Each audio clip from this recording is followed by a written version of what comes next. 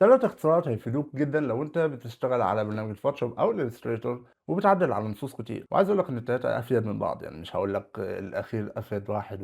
مش عارف إيه أحسن واحد والكلام ده. أول واحد وهو الكنترول والShift والعلامة بتاعة الbracket اللي بالشكل اللي هو أكبر من ده مثلًا أو أصغر من على حسب أنت عايز تعمل إيه فيهم، وعلى الماك بيبقى الcommand والShift بتبدل بس الكنترول بالcommand، فكل اللي هتعمله فرضًا أنا على الماك باضغط على command وShift والعلامة بتاعة الأكبر من أو أصغر من، أصغر من فبتصغّر الخط وأكبر من بتكبّر الخط، ممكن تحدد كلمة واحدة بس بحيث إن أنت لمّا تضغط على الshort cut ده تقدر تكبّر الكلمة دي لوحدها أو تصغّرها. تاني اختصار معانا النهارده هو Alt أو Option على حسب أنت برضه بتستخدم Mac والّا Windows، مع الزراير نفسها بتاعة الأسهم اللي هو على اليمين وعلى الشمال وفوق وتحت. هتفرق في إيه؟ هتفرق في إن على اليمين أو على الشمال من الآخر بيكبّر وبيصغّر المسافات ما بين الحروف وبعضها، والسهم اللي فوق والسهم اللي تحت اللي من الآخر إن هو كل سطر والتاني بيكبّر برضه المسافات وبيصغّر المسافات ما بين السطور وبعضها، أو بمعنى آخر إن أنت بتعدّل الleading أو الtracking الموجودين في الtext الخاص بيك. تالت وآخر اختصار معانا هو الcontrol والshift أو command وshift على حسب برضه أنت بتستخدم إيه،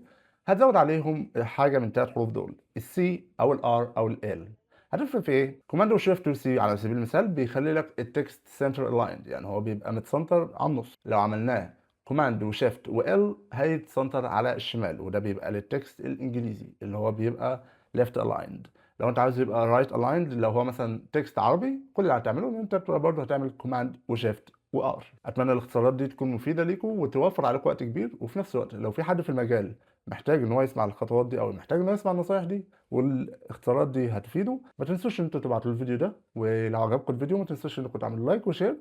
واستنوني في الفيديوهات الجايه وبس كده.